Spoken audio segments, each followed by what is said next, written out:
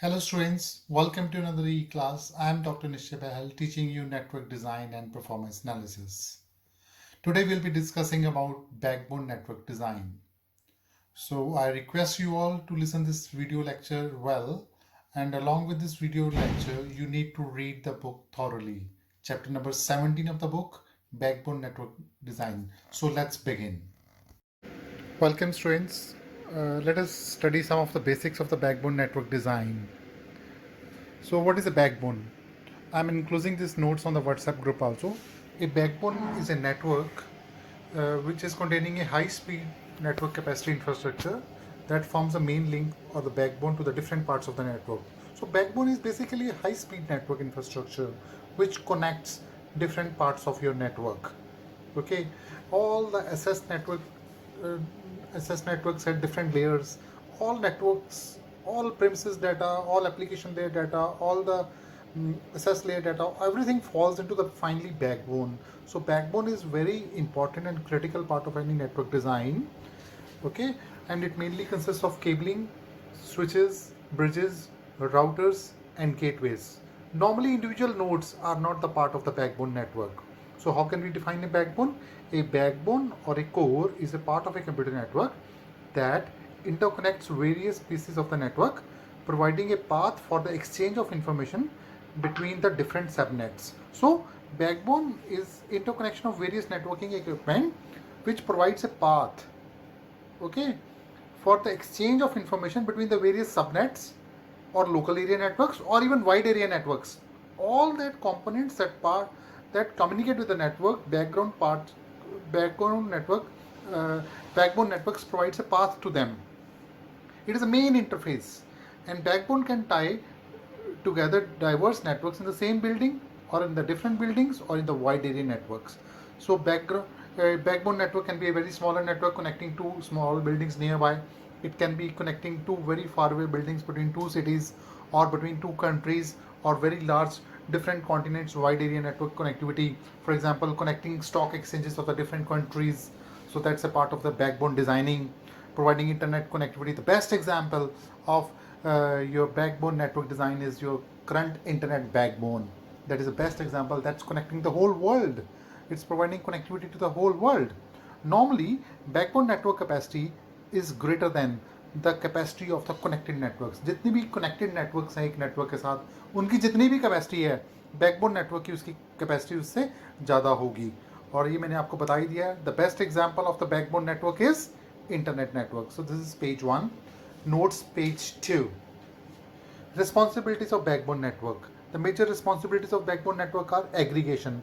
Backbone is a point where all the data is aggregated. All the information that we receive from all the SS layers at different levels is aggregated. So aggregation at the highest level is provided by the backbone network. Next is authentication. All the flow of data and access to data has to be authenticated, and that authentication is done by the backbone layer. Anything entering to the network, going from the network, has to be authenticated. The responsibility needs to be fixed that it is coming from which subnet, which IP, so that if there is any controversy, one can look into that. Then, of course, switching and routing, different algorithms, different techniques different devices are used. Managed switches, unmanaged switches, different routing algorithms are there. That is all part of backbone designing. Then it must support multiple architectures, multiple hardwares, multiple devices and interfaces. It also must support multiple protocols. It must support heterogeneous hardwares, devices, protocol support. So that are the major issues that one must look into the backbone designing. So there are different types of backbone networks: collapsed backbone, distributed backbone, hybrid backbone, parallel backbone, series backbone. Let us see what is a collapsed backbone. Collapse backbone को हम inverted backbone भी कहते हैं, उसको हम backbone in a box भी कहते हैं. ईच हब और ए switch provides a link back to the central location.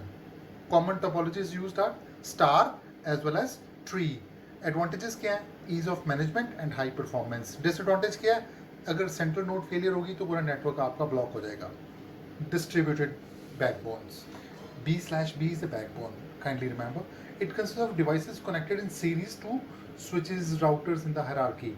In distributed network, we connect the various switches, routers, and different gateways in the form of a hierarchical manner, so that we have a ease of management, expansions can be done easily, and it is normally used in a very large scale networks. Network admin can segregate the work groups for the ease of the network management. So the major advantage of distributed backbone network design is that your network management becomes very easy.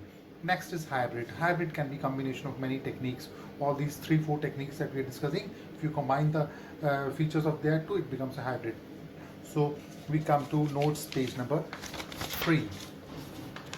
In page number 3, we have parallel backbones. Parallel backbones are suited for the enterprise-wide networks, very large networks. Here, reliability is a major issue in the designing. Where we want reliability, we go for parallel backbones. It is a variation of a collapsed backbone only. It allows duplicate connections to backbone, increasing reliability. Because in one huge building, you may have 2 parallel backbones running, and the whole network is connected to each of them. And if one of the backbone goes down, the other one is working. Your network is up all the time. So, but it is more expensive at the same time. Serial backbone, simplest type of backbone network design, 2 networks connected in a single cable in a daisy chain fashion. Daisy chain fashion means in a serial fashion, okay?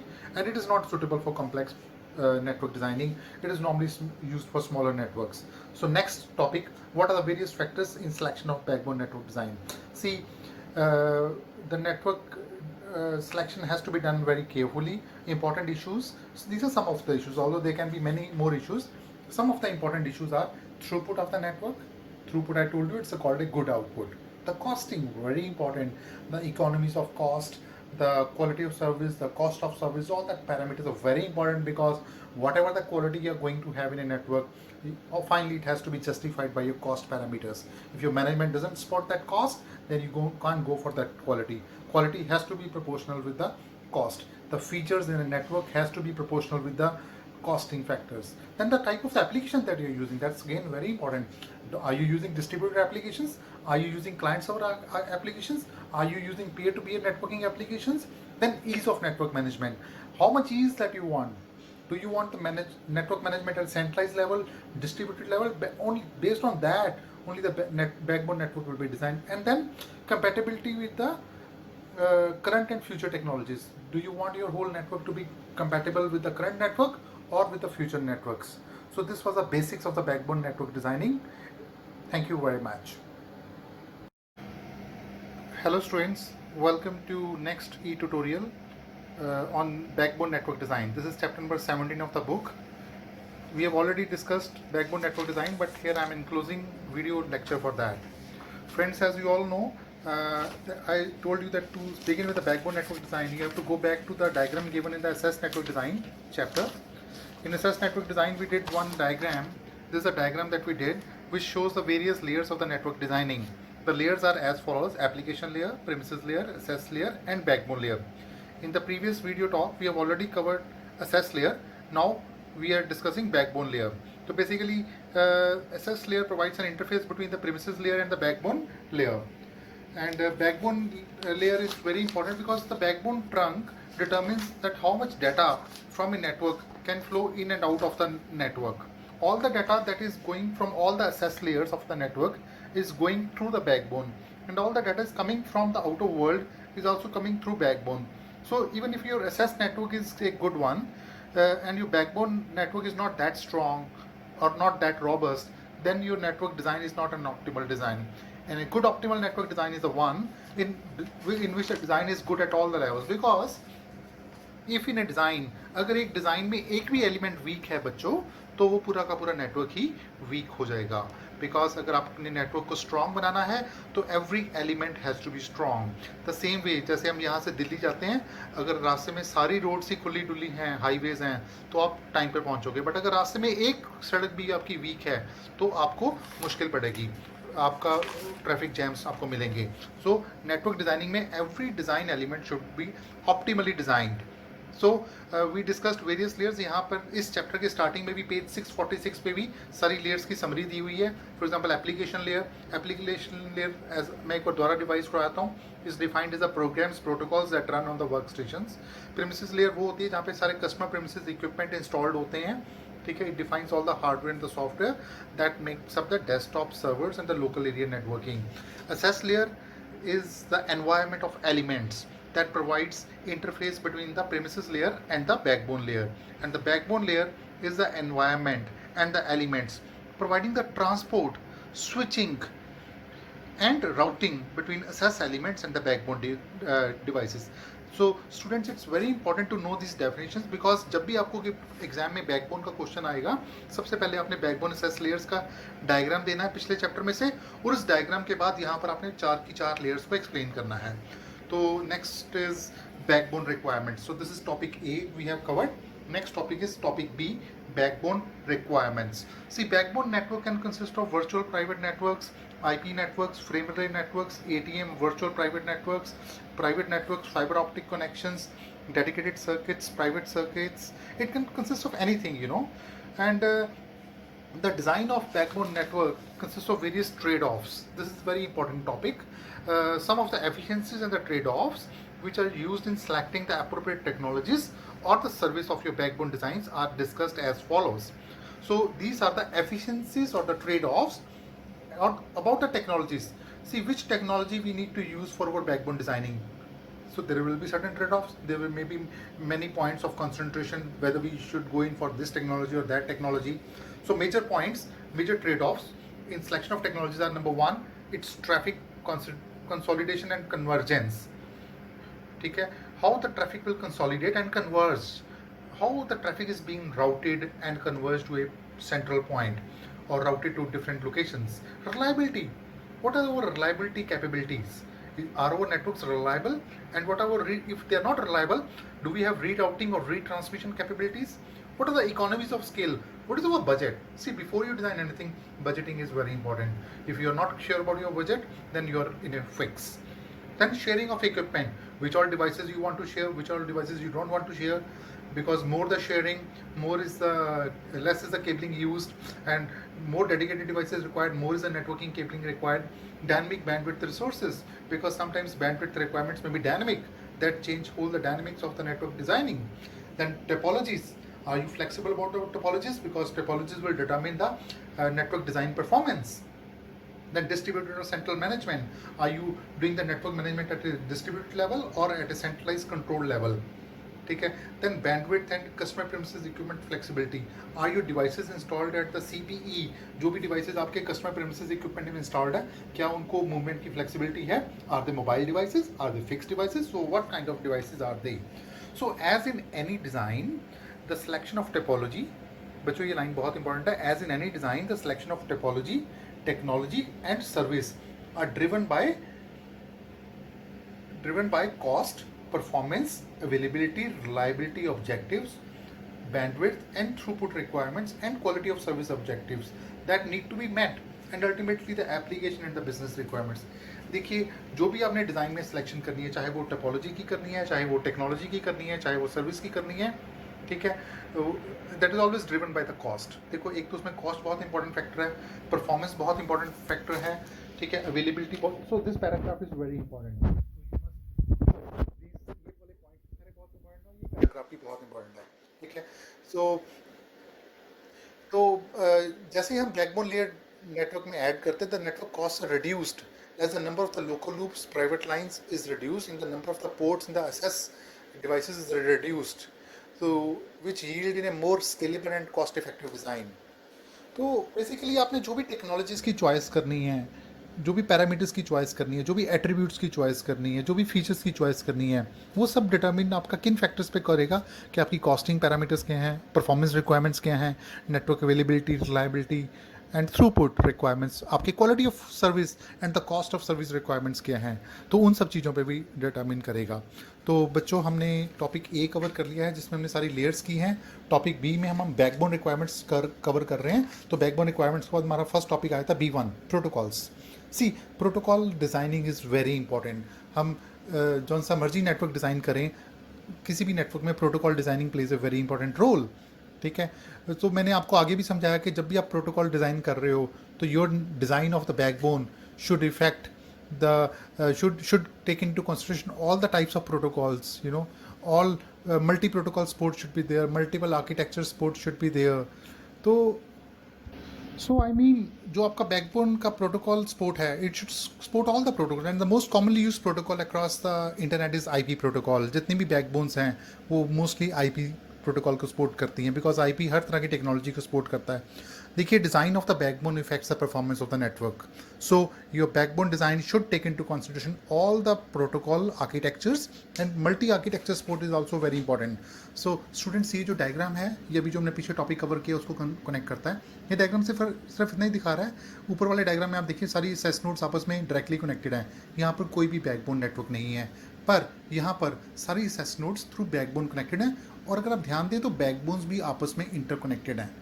So this shows that how the backbone networks are being designed. So these type of small diagrams you can use in the examinations for self-explanation of your concepts, because it is very important to remember and use a technical terminology in the examinations. So this was topic B1. So next we come to the topic B2.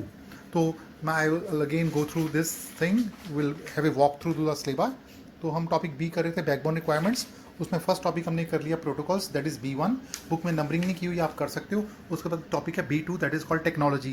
This is a very very important question, I must write once again. Exam में कई बार question आता है, discuss various wide area network technologies, discuss various वैन protocols. तो किसी भी तरह का क्वेश्चन आए, आपका रिप्लाई यही जाएगा. तो यहाँ पर कंपैरिजन दिया हुआ है, मैं आपको ऑलरेडी वीडियो ऑनलाइन सेशन में समझा चुका हूँ. तो यहाँ पर different wide area network services का कंपैरिजन दिया है. कौन कौन से प्रोटोकॉल्स ध्यान में लिए गए हैं. पहला प्रोटोकॉल है FR, that stands for frame relay.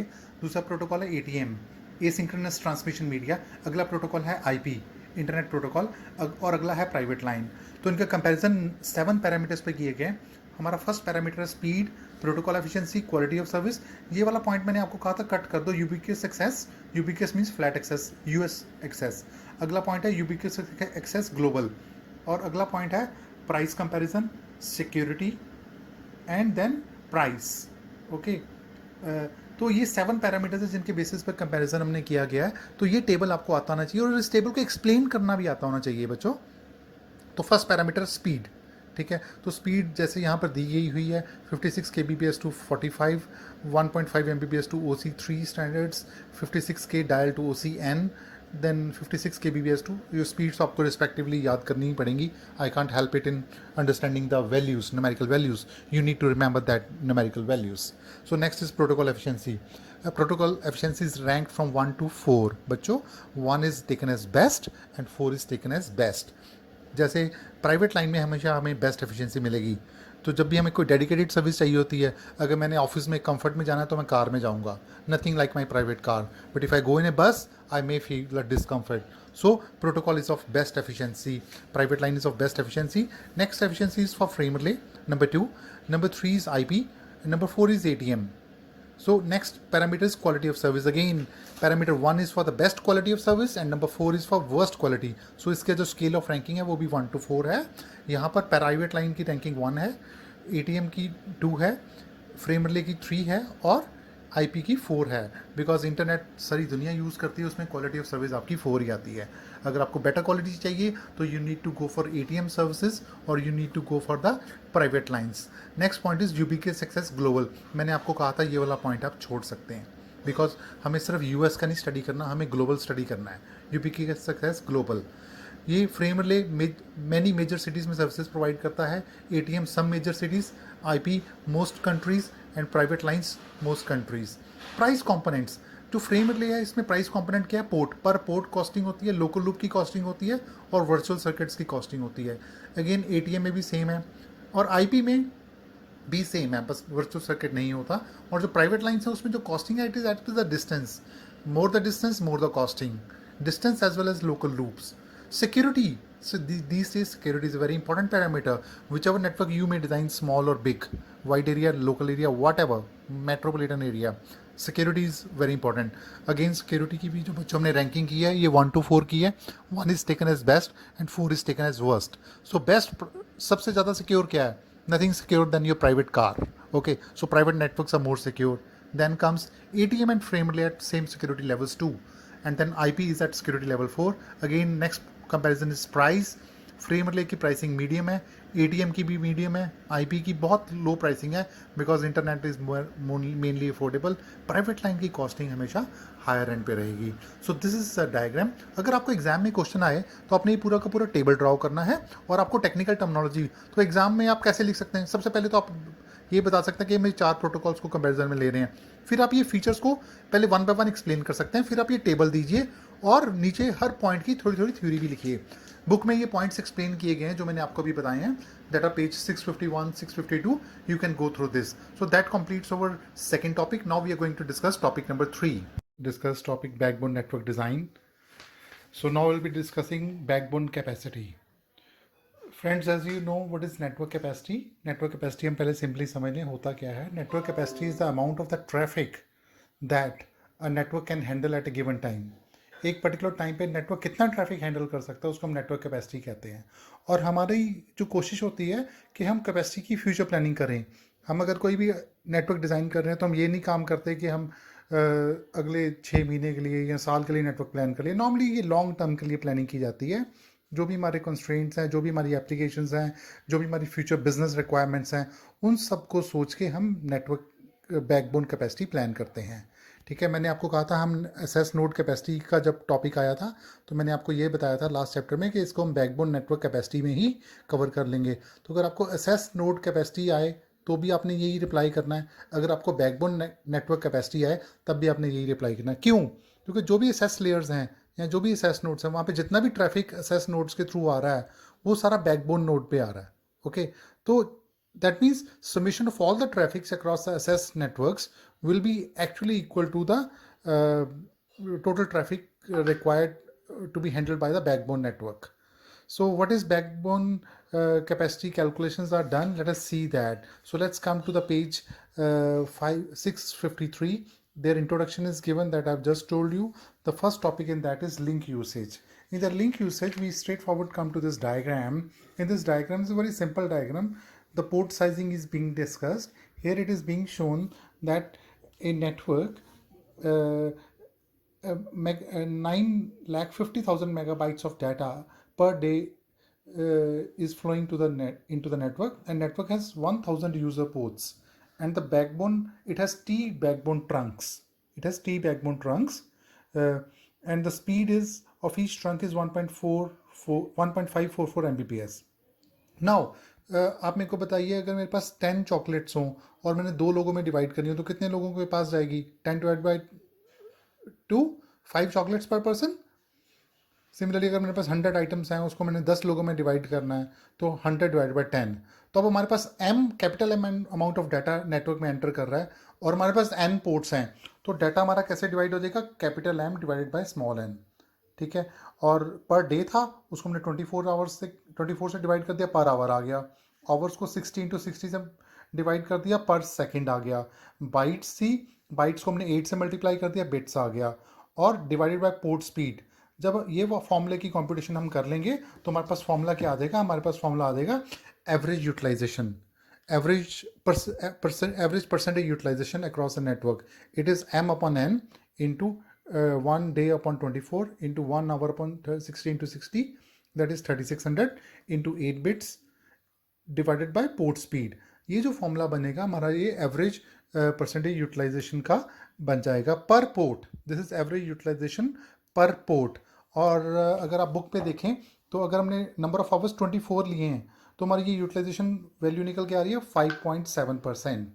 और कई बार ऐसा होता है कि हमारे जो नेटवर्क्स हैं वो 5 आवर्स के लिए यूज़ नहीं होते और हमारे नेटवर्क्स कुछ कम टाइम के लिए यूज़ होते हैं, तो हम उसमें क्या करते हैं कि पीक यूसेज टाइम ले लेते हैं। पीक यूसेज टाइमिंग का मीनिंग क्या है कि my network is not being used for the whole day. For example कोई बैंकिंग सिस्टम है या कोई एजुकेशन सिस्टम है जिसमें ऑफिस 6 आवर्स के लिए खुलता है या 8 आवर्स के लिए खुलता है, या peak usage is for particular 5 hours. तो फॉर एग्जांपल अगर हमने 5 आवर्स लिया तो इस फॉर्मूला और इस फॉर्मूला में फ़र्क है, वहाँ पे 24 था और यहाँ पर 5 है, तो हमारी कंप्यूटेशन यूटिलाइजेशन क्या होगी? वो बढ़ गई, 27.35% होगी। जबकि ऊपर वाले केस में हमारी 24 आवर्स लेने पे हमारी यूटिलाइजेशन थी 5.7% और 5 आवर्स की कैलकुलेशन लेने में हमारी यूटिलाइजेशन होगी 27.35%। इसको हम बिजी आवर कंप्यूटेशन भी कहते हैं। ठीक है, दैट मीन्स हमारी जो पोर्ट यूटिलाइजेशन है that is increase from 5.7% to 27.35% during the busy hour period. This type of competitions are called busy hour calculation. So this is a backbone network capacity for a busy hour. अब हम एक बहुत simple सी competition करेंगे. मैं आपको notes के through दिखा रहा हूँ, आप बुक में रीडिंग कर सकते हैं. That is called backbone capacity calculation. अगर आपको असेस नोड कैपेसिटी कैलकुलेशन है तब भी आपने यही फॉर्मूला देना है. तो इसका फॉर्मूला क्या है, देखिए मेरे पास P is the number of ports of a particular type, S is the speed of each port, small s, small p, and percentage UP is the utilization of each port. मेरे पास 10 ports हैं, हर port की कितनी speed है और वो कितने percent use हो रहा है. अगर मैं तीनों को मल्टीप्लाई कर दूं तो मेरे पास एक एसएस पर्टिकुलर टाइप के पोर्ट्स की कैपेसिटी आ गई. और अगर वो उसको मैं फॉर ऑल आई कर दूं, अगर मैं उसकी समेशन कर दूं, तो वो मेरे पास पूरे एसएस नेटवर्क की कैपेसिटी आ गई. तो मेरी बैकबोन की कैपेसिटी कितनी होनी चाहिए, कम से कम जितना भी मेरा एसएस नेटवर्क पे डाटा आ रहा है कम से कम उतनी तो होनी चाहिए ना. So this should be equal to this. Now what is this, T is a number of trunks. जो हमारी बैकबोन की केबल जाती है, इट में बी फाइबर ऑप्टिक या सम अदर मटेरियल, तो हाई स्पीड केबलिंग हो सकती है, उसको हम कहते हैं नंबर ऑफ ट्रंक्स. हमारे बैकबोन ट्रंक्स कितने हैं, that is capital T. Capital T is number of trunks, capital S is the speed of each trunk, capital percentage UT is a utilisation of each trunk. तो these left hand side should be equal to right hand side. इसके ऊपर numericals भी आ सकते हैं, book में numerical दिया है. For example आपको स्पीड ऑफ ट्रंक गिवन है, percentage utilisation of trunk given है, और कहा गया है कि 3 रिमोट साइट्स आपके बैकबोन नेटवर्क में जा रही हैं. ठीक है, और speed of each site is इतनी and percentage utilisation is 27%. I read the numerical for you. There are 3 remote sites single homed into backbone node. इसका मीनिंग क्या है कि 3 एसएस लेयर्स हैं और वो एक बैकबोन नेटवर्क में जा रही है. Each remote side is connected to a T1 and each T1 has an average utilization of 27%. दैट मीन्स आपकी जो एसएस नोड की यूटिलाइजेशन है वो 27% दी गई है. Your design objective is to have a trunk ports design from an average utilization to 50%. तो how many T1 trunk ports are required, that means आपको कैपिटल टी ढूंढना है. कैपिटल टी क्या है, हमारे नंबर ऑफ ट्रंक्स. तो फॉर्मूले में अगर हम डाल दें T into capital S into utilization of trunk equals to 3 into 1.35 utilization of the port, SS ports. तो कैपिटल टी में आ जाएगा 1.62, because आपको पता है number of Trunks fractional part में नहीं हो सकता, तो हमने राउंडिंग कर दी. ट्रंक्स ऑफ द बैकबोन, तो 2 ट्रंक्स हमें बैकबोन के चाहिए होंगे इस नेटवर्क के लिए. ये एग्जांपल आपकी बुक में पेज नंबर 655 पे एग्जांपल नंबर 1 दी हुई है, आप इसके लिए गो थ्रू कर सकते हैं. रिमेनिंग जो थ्योरी आप बुक को जरूर एक बार रीड करें, नोट्स भी बहुत इंपॉर्टेंट है. और ये जो नोट्स हैं मैं आपके व्हाट्सएप पे भेज रहा हूँ. So it is important to note that you should not only design to the bandwidth required during the normal transmission, but you should also design for the peak bandwidth. देखिए जब भी हम कोई नेटवर्क डिज़ाइन करते हैं, because मैंने आपको पहले भी बताया कि here we are not talking about the smaller network design, we are talking of large network design. तो we should always design of think of the peaks busy hour, because अगर हमारा नेटवर्क बिजी आवर में successful है या performance optimal दे रहा है तो वो किसी भी सिनेरियो में ऑप्टिमल कंपटीशन देगा. इसी तरह से यहाँ पर बताया गया है कि अगर अगले पेज पे हम डायग्राम्स पे आए, 17.4 डायग्राम, यहाँ पे बताया गया typical traffic pattern single trunk access nodes. ये बताया गया कि ये जो नोड्स हैं इनका 50% जो ट्रैफिक है वो लोकल रहता है, और जो 50% लोकल रहता है और उसमें से 50% रीजनलाइज रहता है, तो 25% ही एस नोड्स में जाएगा. यहाँ पर अगर आप ध्यान दें 12 नोड्स लिए हैं, 12 एस नोड्स हैं, 4 बैकबोन नोड्स हैं. जो डॉटेड फिगर्स हैं, जो फील्ड सर्कल्स हैं वो बैकबोन है, और जो एम्प्टी सर्कल्स हैं वो एसएस नोड्स हैं. तो यहाँ पर एक एसएस नोड क्योंकि एक बैकबोन से कनेक्टेड है, इसको हम कहते हैं सिंगल ट्रंक. इसको हम क्या कहते हैं, single trunk architecture, because trunk is called backbone. Since it is connected to single backbone so it's called a single trunk. और नीचे वाले डायग्राम में each SS node is connected to 2. आप देखें हर जो 12 की 12 नोड्स हैं वो 2 से कनेक्टेड हैं. तो दैट मीन्स जो 25% जो डाटा जा रहा था वो 2 में डिवाइड हो गया. 12.5% एक पे चला गया, 12.5 इसकी ये सारी थ्योरी लेफ्ट हैंड साइड पे बुक में लिखी हुई, you can go through it. 12.5% एक पे चला गया. ठीक है, so this is called dual trunk architecture. तो अभी बच्चों हमने क्या किया, हमने 2 आर्किटेक्चर स्टडी किए हैं पेज नंबर 657 पे, single trunk architecture and dual trunk architecture. Okay, उसके बाद एक बहुत इंपॉर्टेंट टॉपिक और आता है, ये कुछ फॉर्मुलेशंस आएंगे, although we are not going for the proofs of that. यहाँ पर हमें बताया गया है कुछ आर्किटेक्चर्स के, यहाँ पे बताया गया कि किस तरह के ट्रैफिक पैटर्न्स हो सकते हैं बैकबोन नेटवर्क डिजाइनिंग में. Most of the traffic that enters a network leaves the same node and does not transmit to any other backbone node. जितना ट्रैफिक यहाँ पर आ रहा है उतना ही बाहर जा रहा है, कुछ भी अंदर नहीं जा रहा.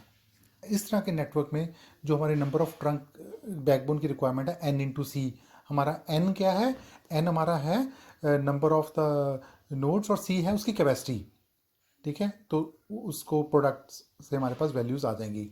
Okay, similarly traffic originating on the backbone node is transmitted symmetrically to every another node. तो अगर ऐसा हो तो ये वाला फॉर्मूला है। एक different scenario, all the traffic patterns are symmetrically and are asymmetrically and divided into the user classes such as terminal to host and LAN to LAN. तो उसका ये फॉर्मूला है। ऑल दो वी आर नॉट गोइंग, ये वाला topic हम इतना ज़्यादा डिटेल में नहीं जाएंगे, ठीक है।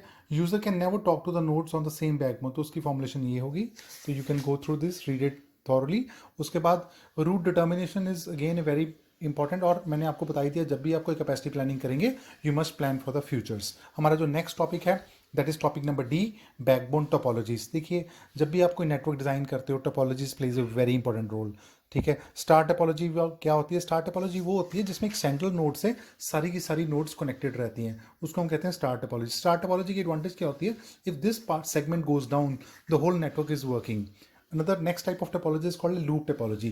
In loop topology, all the nodes are connected in a loop fashion. इसको हम रिंग टोपोलॉजी भी कहते हैं, ठीक है। The loop backbone design is similar to the loop और the ring topology. Each network node is connected to two other, हर node दो से कनेक्टेड है, ये देखिए अब, ठीक है। सो बट इसकी लिमिटेशन ये है कि अगर रिंग ब्रेक आ गई तो आपको ड्यूल रिंग आर्किटेक्चर्स भी आते हैं, अगर हम ज़्यादा डिटेल्स में जाना चाहिए। उसके बाद नेक्स्ट जो आर्किटेक्चर है, नेक्स्ट टोपोलॉजी है मेश्ड या फुली मेश्ड, इसको भी हमने देख लें।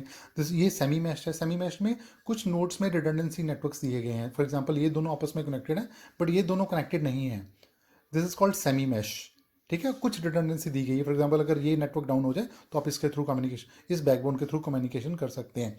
जो फुल मैश होगा उसमें हर बैकबोन, हर नोड एक दूसरे से कनेक्टेड होगी। तो अगर ये डाउन है तो आपके पास कई और ओपन चैनल्स अवेलेबल हैं। उससे जो नेक्स्ट आर्किटेक्चर है, टोपोलॉजी है, that is called Daisy चेनिंग। Daisy चेनिंग में क्या होता है, ये देखिए यहाँ पर जो एक ये एसएस नोड है, ये दो बैकबोन से कनेक्टेड है, ये वाली भी दो से कनेक्टेड है, ये वाली भी दो से कनेक्टेड है, ये वाली भी दो से कनेक्टेड है, ये वाली भी दो से कनेक्टेड है, and so on. This called a Daisy chain. और अगर हम इसकी रिफाइंड वर्जन देखें, हम इसको ऐसे भी कर सकते हैं, हर नोड को आपस में इंटरकनेक्ट कर दें और फर्स्ट नोड और लास्ट नोड को दो सेपरेट नोड से कनेक्टेड कर लें। यहाँ पर भी ये हर नोड दो से ही कनेक्टेड है, ये वाली नोड इधर से भी कनेक्टेड है, इधर से भी कनेक्टेड है, तो इसको हम कहते हैं Daisy chain architecture. Daisy chain का जो सिंपल मीनिंग होता है that's called a serial connection, ठीक है। और बैकबोन टोपोलॉजीज में एक अनदर बहुत इंपॉर्टेंट टॉपिक है, ये भी पेपर में सेपरेट क्वेश्चन भी आया था, या बैकबोन टोपोलॉजीज में भी अगर आए तो आपने यही लिखना है, that's called backbone with in the backbones. यहाँ पर आप देख रहे हैं कुछ SS nodes local area, different local area network circles में शो किए हैं और वो बैकबोन से कनेक्टेड है, पर वो बैकबोन्स आपस में इंटरकनेक्टेड नहीं है। तो उसकी जो रिफाइंड वर्जन यहाँ पे दिखाई गई है, यहाँ पर अगर आप ध्यान दें तो ये सर्कल फील्ड्स हैं जो बैकबोन है, ये आपस में इंटरकनेक्टेड भी हैं। यहाँ पे हर बैकबोन भी दो बैकबोन से कनेक्टेड है, ये वाली बैकबोन भी दो बैकबोन से कनेक्टेड है, ये वाली बैकबोन भी ये दो बैकबोन से कनेक्टेड है। So this provides more redundancy, ठीक है। Although costing and expense goes higher, जितनी ज़्यादा आप कनेक्टिविटी करोगे उतने ज़्यादा एक्सपेंसेस हायर जाएंगे। सो हमारा लास्ट टॉपिक जो चैप्टर का है that's called backbone topology strategies. तो हमें कई बार कॉम्बिनेशन यूज़ करना पड़ता है, कई बार हाइब्रिड यूज़ करनी पड़ती है, डिफरेंट एप्लीकेशंस के अकॉर्डिंग हमारी डिफरेंट टोपोलॉजीज यूज़ होती हैं, तो we may go in for a hybrid topology. Okay, so that completes our topic of hybrid technology topologies. So next topic and the last topic of the chapter is tuning the network. ये बहुत important question है, 5 points हैं tuning the network में, ठीक है। तो कई बार ये सेपरेट क्वेश्चन आया था, how do you tune the networks, already university exams में कई बार आया भी है ये क्वेश्चन, ठीक है। So there are 5 specific areas in which tuning can be perform. Number 1, packet size, segmentation, per link utilization, application window sizes, bandwidth limitations and logical limits and queuing.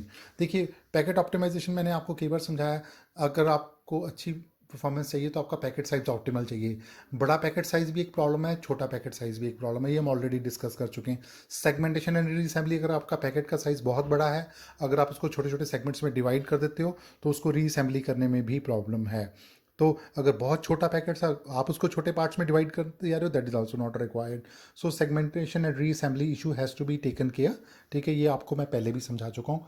Then window sizes, आपकी centre window में कितना data है और आपकी receiver window में कितने packets जा रहे हैं, जो optimal window size selection is again an important criteria. Then bandwidth also plays an important role. Okay, then queuing is again very important. हमने ट्रैफिक करेक्टरिस्टिक्स वाले चैप्टर में पूरे क्यूइंग मॉडल्स भी स्टडी किए थे. ठीक है, MM1 क्यूज़, MMM क्यूज़, कई तरह के क्यूज़ हमने आर्किटेक्चर्स किए थे. हमने फॉर्मुलेशन भी उसकी देखी थी, फर्स्ट इन फर्स्ट आउट, कई तरह के क्यूज़ आर्किटेक्चर्स हमने देखे हैं. तो सेपरेट क्यूइंग के एल्गोरिथम्स हैं. आजकल काफ़ी रिसर्च हमारी क्यूइंग के ऊपर ही चल रही है. तो हमारे जितने क्यूइंग एल्गोरिथम्स बेटर होंगे, जैसे आपने देखा होगा आजकल आप ICICI बैंक में जाते हैं तो जैसे आप जाते हो आपको एक टोकन मिल जाता है. That token tells you your Q number. इसी तरह से नेटवर्क में भी क्यूइंग बहुत इंपॉर्टेंट है. Queuing so that packets can be organized in a queue and they can be processed as per their arrival orders. So that are the 5 points in which network performance can be tuned. So ये question paper में कैसे आ सकता है, tuning the network. अब हम university questions भी कुछ देख सकते हैं. ये आपका MSc के पेपर में आया, what is a backbone network, अभी हम कवर अप कर चुके हैं. Describe various technologies for its design, ये हम ऑलरेडी डिस्कस कर चुके हैं. अभी हमने काफ़ी डिटेल में डिस्कस किया है. अभी इसी तरह से एक और मेरे पास पेपर पड़ा है, उसमें क्वेश्चन आया है नेटवर्क ट्यूनिंग मेथड्स कौन से हैं. Right A short notes on network tuning methods. तो नेटवर्क ट्यूनिंग मेथड्स कौन कौन से हैं, 5 मेथड्स मैंने आपको अभी बताए हैं. ये एक और क्वेश्चन आया पेपर में, what is assess network design, how is it different from backbone network design, define the procedure for assess network design.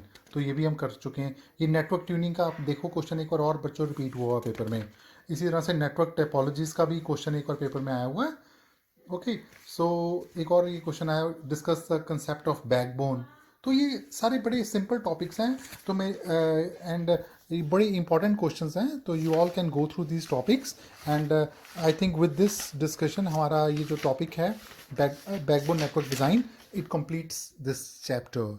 अगर आपके कोई भी डाउट्स हो, you are welcome to ask me freely. आप मेरे को कॉल कर सकते हो और व्हाट्सएप कर सकते हो. You can do me Zoom cloud meeting calls. And this was doctor Nishchay Bahl. Thank you very much for your patience and listening. Thank you.